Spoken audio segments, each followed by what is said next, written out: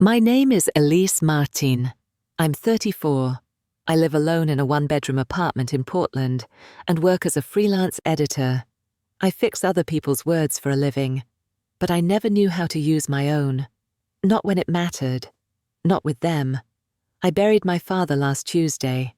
Well, we buried him. Rachel did most of the talking, of course. Rachel, with her high heels clicking too loudly down the church aisle, her perfect little sob into the silk handkerchief, her soft hand on our stepmother's back, like she was the pillar of the family now. It would have been funny if it didn't sting so much. I didn't say a word during the eulogy. No one asked me to. I sat in the second row, behind the family row, because apparently my presence was more of a courtesy than a belonging. That's the kind of daughter I've always been, the one you remember, but not out loud. I watched them bury the man who used to call me his shadow, because I was always there, quiet, small, watching.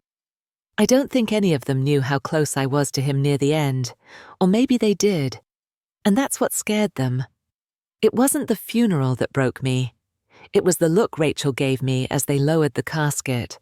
That smirk, that flash of triumph in her eyes, like this was the final move in a long, slow game. And she'd won. But she forgot one thing. Dad told me things, and I remember everything. I didn't check the voicemail until 2 nights later. It was buried under some old texts notifications I'd swiped away in the middle of the chaos. The number was unfamiliar, but something in me clicked the moment I heard the voice. "Hi, Elise, this is Michael Hoffman, your dad's lawyer. Just wanted to confirm that we've notarized everything. The changes are official. She'll be protected no matter what the others say. Call me if you have any questions." The voicemail was dated 3 days before his stroke. I sat there for hours, just holding the phone in my hand, listening to the message on repeat. He changed his will. He changed it for me. And somehow, no one mentioned it. Not once. No one even mentioned his lawyer's name. It was all, "Your stepmother is the executor now. Everything's being taken care of. Don't stress yourself with the legal stuff, Elise." I wasn't angry at first. I was just hollow. Like I was watching a train I was never allowed to board, rushing past, carrying my entire family, my entire inheritance into the distance. But then I remembered the cabin, the one in Hood River, the one Dad used to call ours. He told me when I was 16, "They can have the house, they can have the accounts, but this is for you, kiddo, no matter what happens." I thought it was just a sweet thing to say. Turns out, it might have been a promise. 3 days after the funeral, I called Hoffman's office. Disconnected. I searched the business registry. The firm had dissolved. Website gone. No forwarding number. Almost like it never existed. But I knew what I heard. I had the voicemail. I had proof that something was changed. Something that never made it into probate court. I opened the online filing for my dad's estate. There it was. The original 2008 will. Everything split between his legal spouse and joint heirs. Rachel's name appeared in bold. Mine, in fine print, tucked under secondary beneficiary for a few stock assets. No mention of the cabin, no mention of any updates. But I remembered him sitting at the edge of my bed during that last hospital stay, 2 weeks before the end. His voice scratchy, barely there. "They don't see you, Lisey, but I do. Don't let them take what's yours." They took it anyway. And now I want it back. I didn't tell anyone I was looking into it. Not Rachel, not my stepmother, not even Jamie, my best friend who usually hears everything before I do. Some truths rot if you expose them too soon. I started with Dad's safe deposit box. I still had the key. He gave it to me when I visited last spring. "Just in case something happens," he'd said. It wasn't dramatic the way he said it. Just tired. Like he knew what was coming. I drove 2 hours to the bank branch, stomach twisted tight the whole way. The box was still there. No one had claimed it. No one even asked about it, the clerk said. That was my first real clue. If Rachel and my stepmother had found the new will, they would have torn that box open first. Inside was a stack of documents, a faded photo of me and Dad at the cabin. I must have been 12, hair in messy braids, cheeks pink from the cold. Underneath it, a folded letter. His handwriting. If you're reading this, it means the others got there first, but you know what's yours. Find Hoffman. I signed everything. There was no copy of the new will inside, just that note, and a copy of the property deed from 1995, with my name handwritten on the back. Not legal, not binding, but intentional. And Dad wasn't careless with intentions. I didn't sleep that night. I reread the letter maybe 50 times. The next morning, I called the county clerk's office to request a title search on the Hood River property. I pretended to be updating family records. The woman on the line was chatty. "Oh, that cabin? What a gem. Looks like it was transferred last year into joint ownership. Your father and Rachel." My heart dropped. "Wait, Rachel." I kept my voice steady. "I thought the property was in his name only." Not according to the filing. They added her as co-owner in April last year, just a few months before his first hospital visit. I barely managed to thank her before I hung up. That wasn't a mistake. That was a move. A strategic, quiet move. Rachel had been laying bricks for this since last year, before Dad even got sick. Why didn't he tell me? Or did he try? And I just didn't want to see it. I went digging into my email archives. Buried in my inbox, an old thread with Michael Hoffman, one I'd completely forgotten. He'd sent a scanned form for my dad to fill out before our meeting. The date? September 3rd. 4 days before the voicemail. The subject line: Estate revision, cabin trust and beneficiary change. My breath caught. I opened the attachment. It was just a draft, not signed, but there it was. The cabin listed under a trust name, with my name as the sole beneficiary. He was trying to protect me. He did mean it. And now, it's gone. All of it. Gone into her name.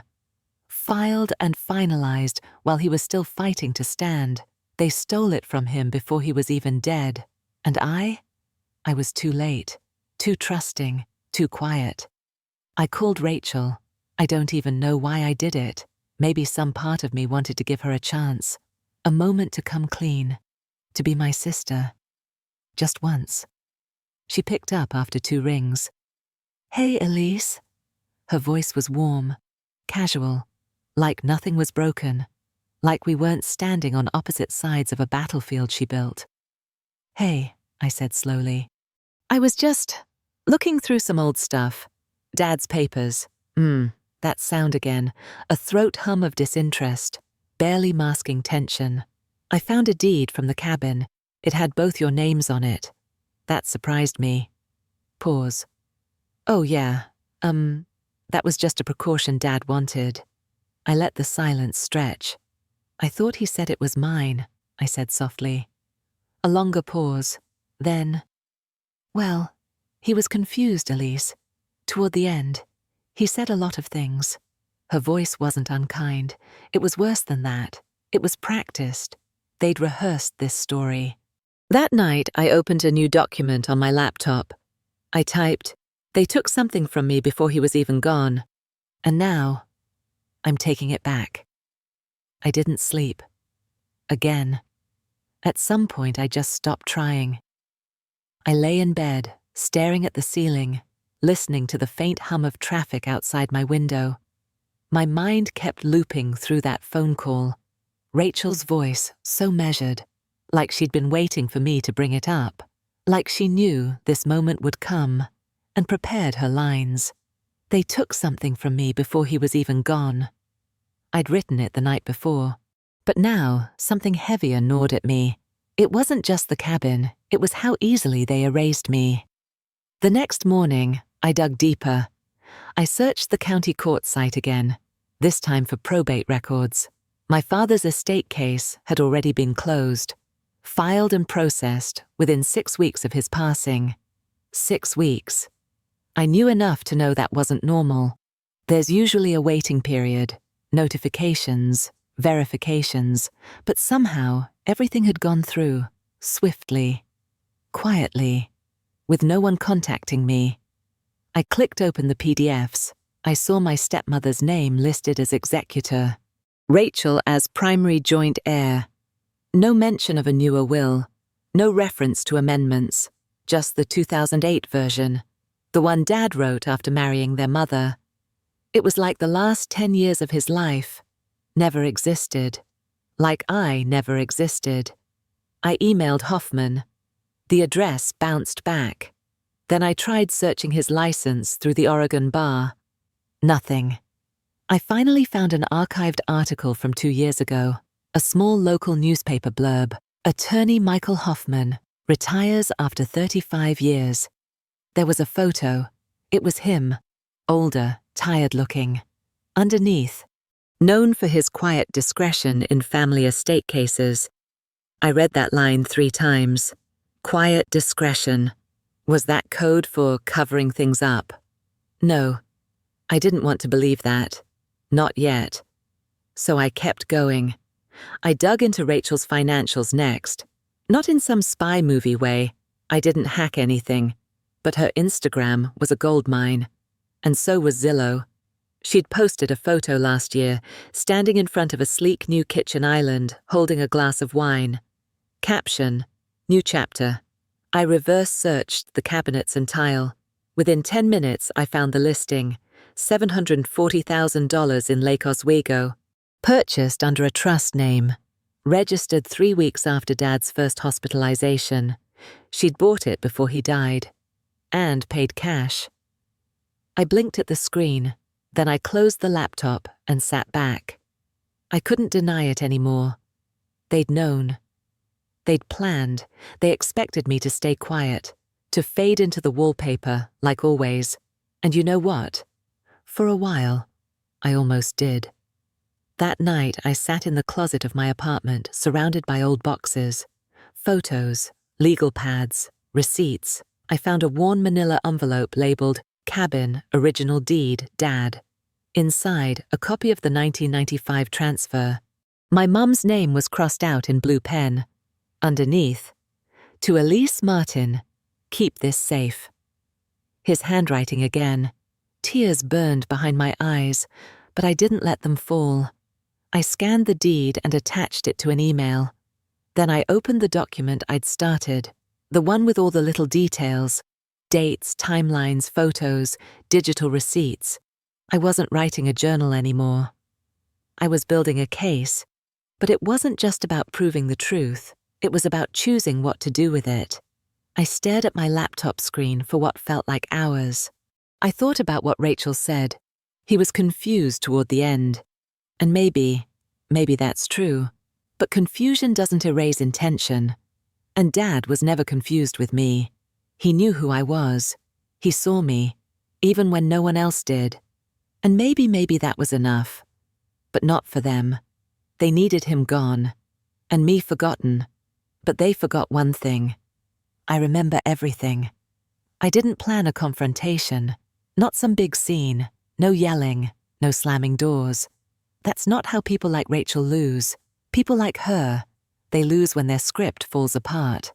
When the version of the story they've rehearsed in their head suddenly stops working. So I gave her space to improvise. It started with a text. Me. Hey, quick question. Do you remember Dad talking to a Michael Hoffman? Think he was a lawyer? Rachel, 3 minutes later. Doesn't ring a bell. Why? I stared at that reply. The first clean lie. Me. Just found a voicemail from him. Sounded like he was helping Dad with some paperwork before the stroke. No response. For 23 minutes. Then, Rachel. Oh wait, that might have been the guy who helped set up some power of attorney stuff. Mum handled it mostly. Power of attorney. She was trying to reroute me, away from estate planning, towards something harmless, and just vague enough to avoid details. Me. Cool. I might try to track him down. Just curious what Dad was setting up. I left it there. Let her sit in it. The next day I reached out to Hoffman's former paralegal. I found her through an old LinkedIn post. She'd worked at the firm until last summer. Her name was Darlene Myers. I messaged her something simple. Hi, Darlene. I believe you witnessed a will signing for my father, Leonard Martin, last September. I'm trying to clarify something. Would you be open to a call? She replied within 2 hours. Yes, I remember Mr. Martin. That was right before I left the firm. He came in twice, I think. Let me check my old files. What are you trying to confirm? My fingers shook as I typed. There's a question about whether the documents were ever finalized or filed. I believe they were. I was the second witness. Let me look. I waited. 40 minutes later, she emailed me a scanned page. The witness signature section. Her name. Another name, someone from the firm. And my dad's. No stamp. No seal. But real. I didn't keep full copies, she wrote. But this page was in my personal archive. I kept it in case of any legal issues. Is there any way you'd be willing to make a statement? I asked. She hesitated. I'd have to be careful, but yes. I remember him saying something about protecting his girl. He seemed clear, focused. I sat there, holding the laptop like it might float away. His girl. Me. That was enough. The next time I saw Rachel was in person. We met at a little cafe halfway between our cities. She picked the spot. Trendy, glassy, full of oat milk and fake warmth. She hugged me like everything was fine, like I hadn't spent the last 3 weeks peeling her lies off my skin. So, she said, sipping from her lavender latte, what's going on? I pulled out my phone, opened the voicemail, hit play. She listened, calm at first. But when it ended, her shoulders tensed, her fingers tapped the cup. I don't know what that's supposed to prove, she said. I didn't say it proves anything, I replied softly. But it does remind me of a few things, like that trust Dad mentioned, the cabin, the change he said he made. She didn't speak, so I continued. I found the witness signature from Hoffman's office. Still nothing. And the paralegal, she remembers. She said he was clear, focused. Rachel's mouth tightened, a flicker of something in her eyes, not guilt, strategy. You don't want to go down this road, she said quietly. Ah, there it was. Not denial, not apology, a warning. I stood up. I already did, I said. And I'm not alone. Then I left. The next few days were quiet. Too quiet. I expected Rachel to call, to text, to send a thinly veiled threat wrapped in sisterly concern, but nothing came. And maybe that was her answer.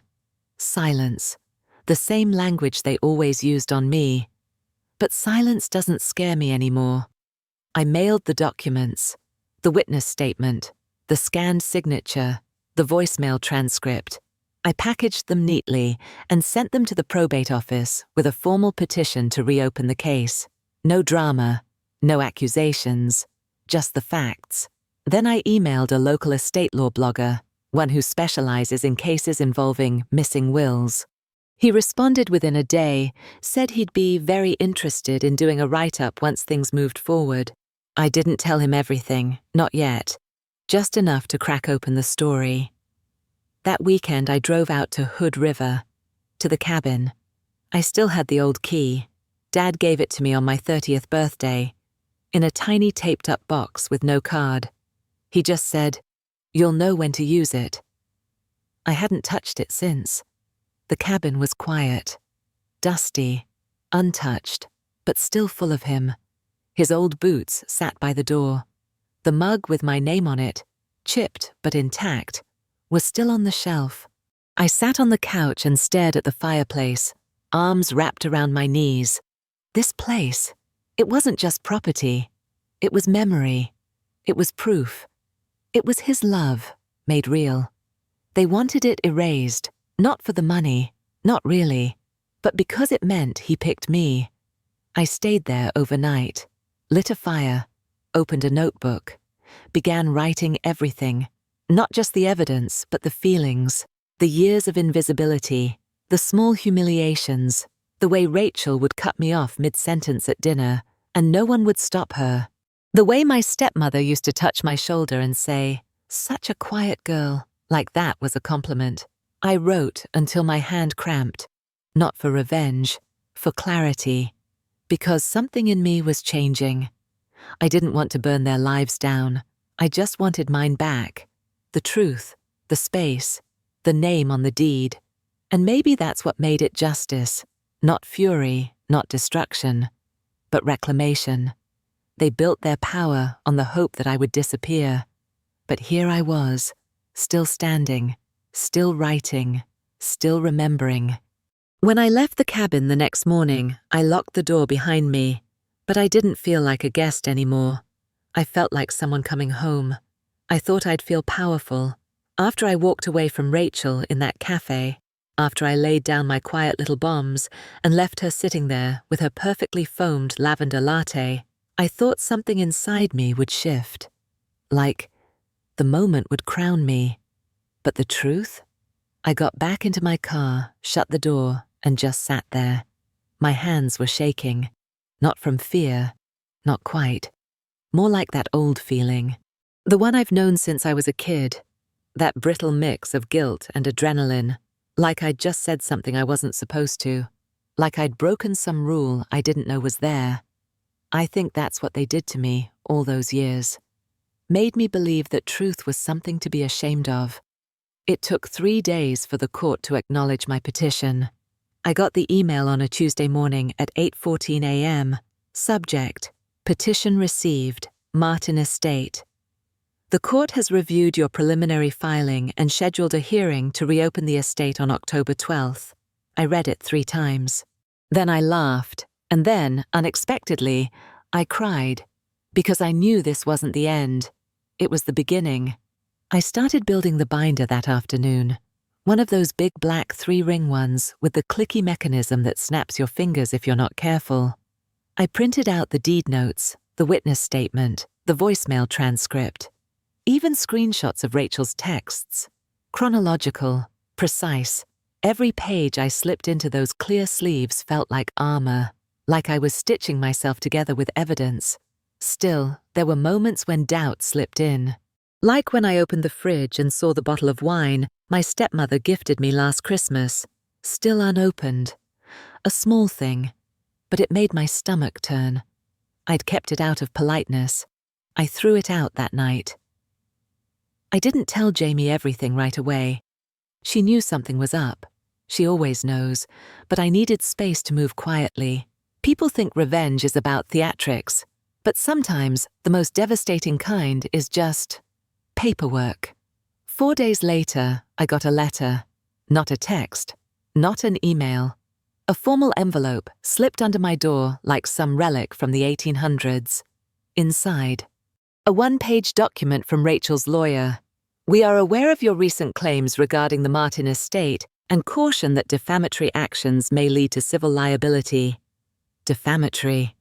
I laughed out loud, as if telling the truth is libel now, as if they could scare me back into the shadows with a warning wrapped in legalese. But it worked on me once, when I was 17 and they told me to stay quiet about what I overheard. When I was 22 and Rachel accidentally told guests at a family brunch that I dropped out of college, even though I didn't. When I was 30 and I asked about Dad's health, and they changed the subject. I was always too polite to press, but not anymore.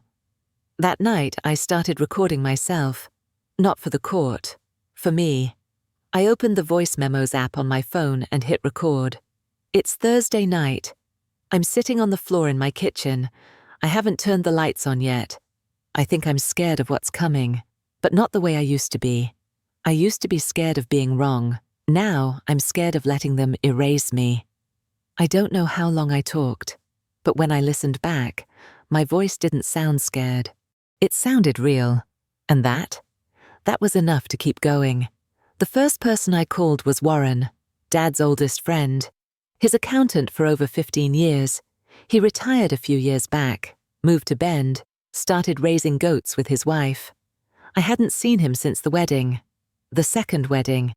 The one where Rachel gave a toast, and I wasn't even asked to speak. I wasn't sure he'd remember me. But the moment he picked up, he said, "Elise?" Like my voice was a doorway he still knew. I asked if we could talk. He didn't hesitate. Warren met me at a diner off Highway 26. Still wore the same thick glasses and blue flannel I remembered from childhood. Still smelled faintly of pipe tobacco and printer ink. He hugged me tightly, looked me in the eyes. "You're just like your dad when he was cornered. Calm. Too calm." I didn't know what to say to that, so I just nodded. Over 2 cups of lukewarm coffee, he told me what he knew. "He came to me last year," Warren said. "Said he was worried. Said the girls were circling." "The girls?" I echoed. "Rachel, your stepmom." He didn't trust how quickly they were consolidating things. Pressuring him to update accounts, sign off on transactions. I stared at the coffee. Of course it started long before I noticed. Warren continued. "He asked me to help create a preliminary trust for the cabin. Wanted it in your name. Sole beneficiary. We drafted it, but he hadn't signed yet. Said he needed to speak with Hoffman first." "So it never went through?" He hesitated. "I can't say. Once Hoffman got involved, I stepped back. But it was clear he wanted that cabin protected. He said, 'It's the one place I know she felt safe.'" My throat tightened. "I did," I whispered. On the drive back, I couldn't stop thinking about how planned this all was. Not spontaneous, not unfortunate, but designed, quietly. They didn't just forget me. They erased me on purpose. That night, I pulled up Dad's medical records, or at least what I had access to.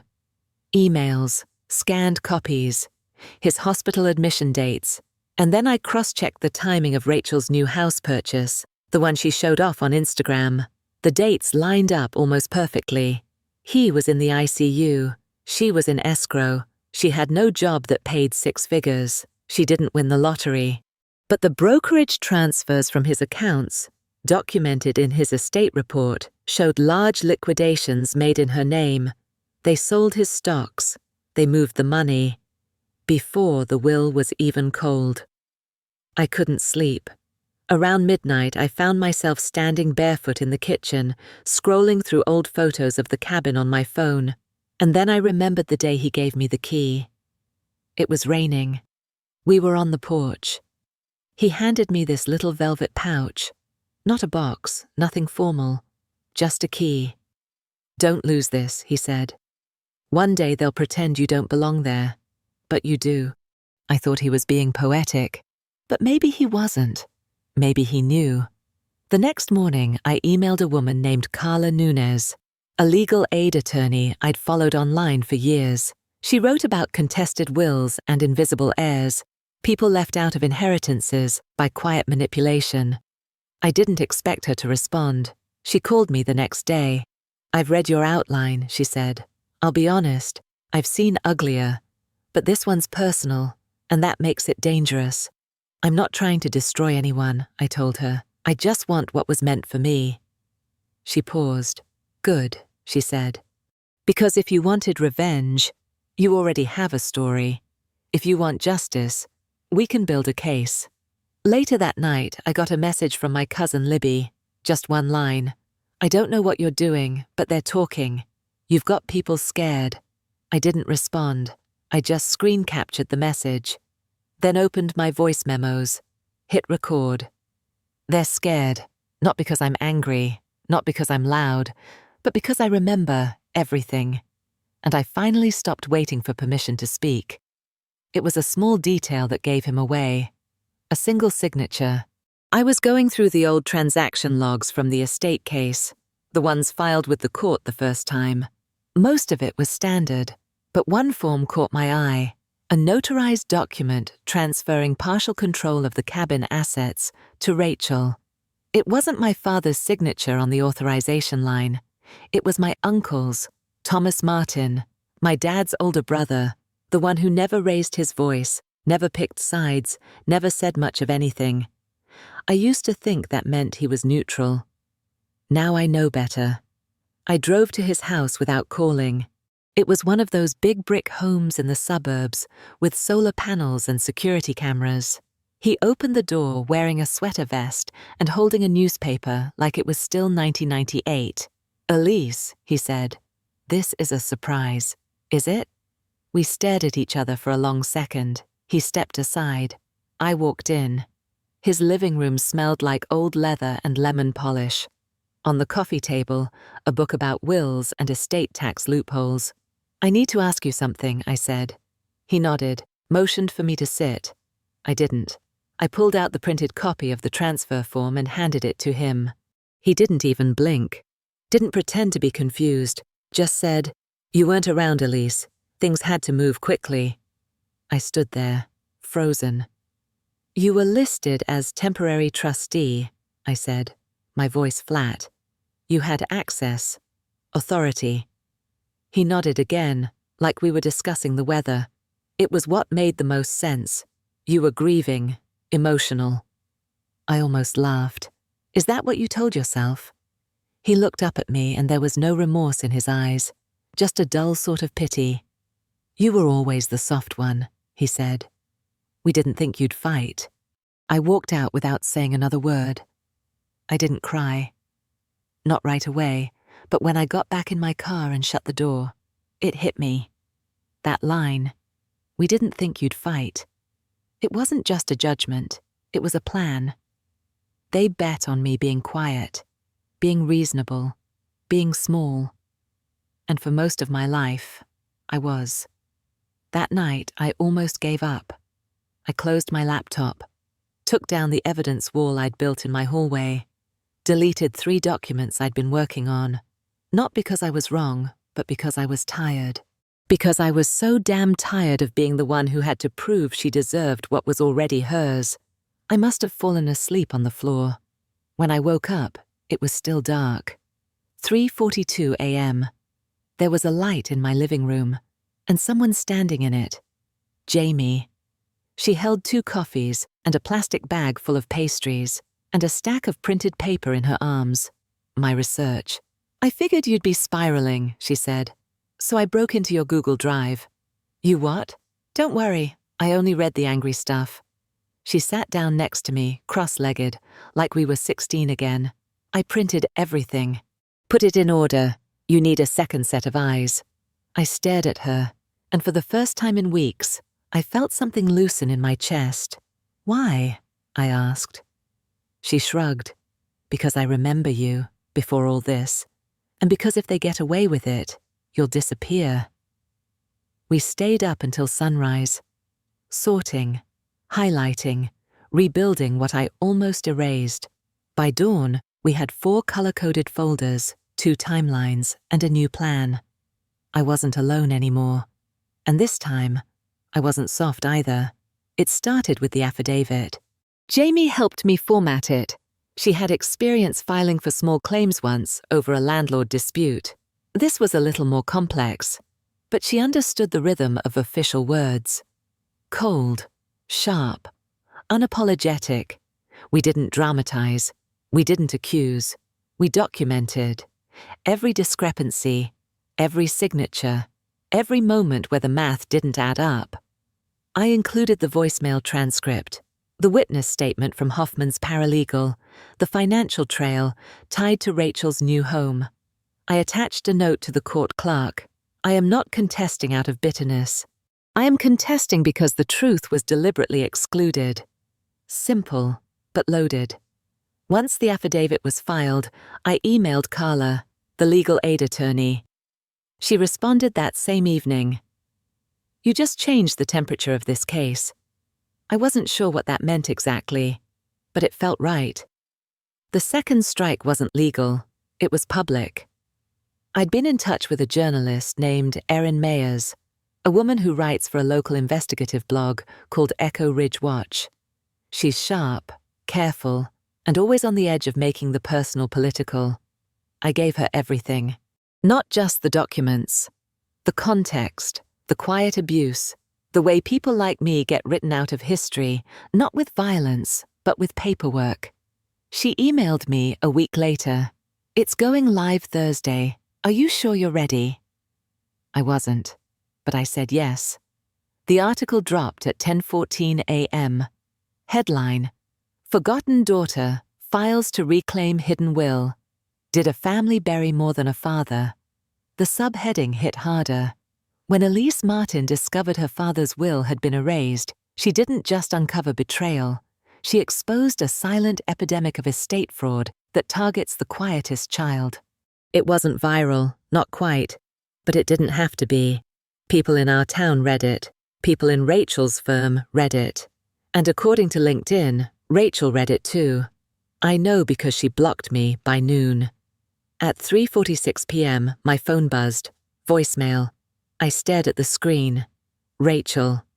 I waited 5 minutes before I listened. "Elise, I don't even know what to say. This article, the court thing, you're blowing everything up. Why are you doing this to me? You don't know what Dad really wanted. He was confused, and we were trying to protect everyone.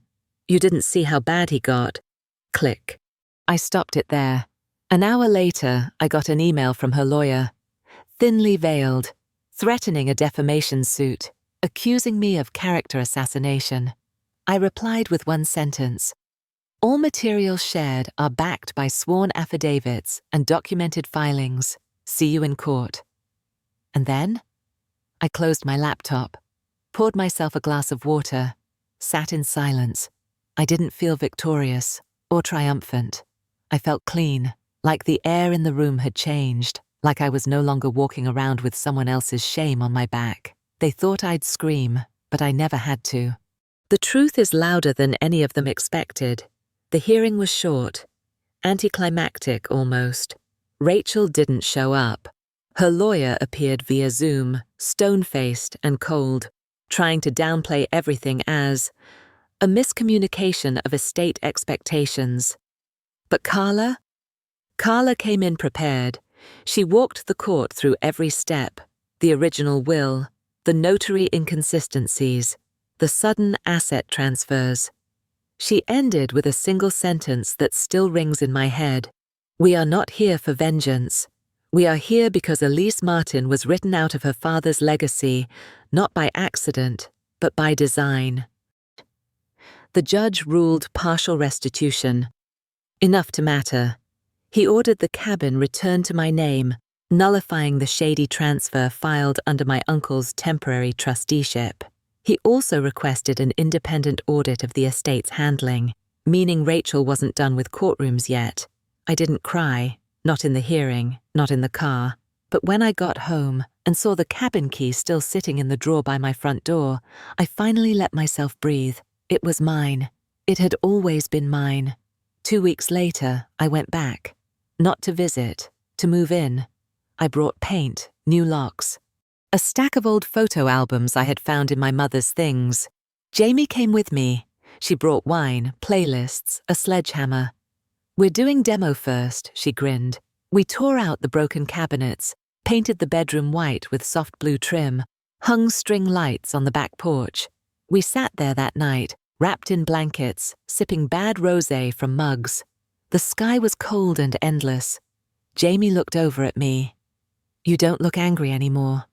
I nodded. "I'm not." "What do you feel then?" I thought about that for a long time. "I feel like I made space for myself," I said. "Like I proved I existed, that I mattered. I still hear from people. A cousin sent me a card. A stranger emailed me to say her sister stole her inheritance too, and she didn't fight back. The article got picked up by another outlet. It didn't make me famous. It just made me real. In their world, I was the background, a footnote, the quiet daughter. But now I'm the one holding the pen. I still keep the binder, not out of obsession, but as a reminder that just because someone tries to erase you doesn't mean they succeed. Sometimes you just have to speak louder than the silence. And sometimes all it takes is not disappearing. Final voice memo, closing lines. They took everything they thought mattered, but they forgot the cabin. They forgot the key. and they forgot I knew exactly where the bones were buried.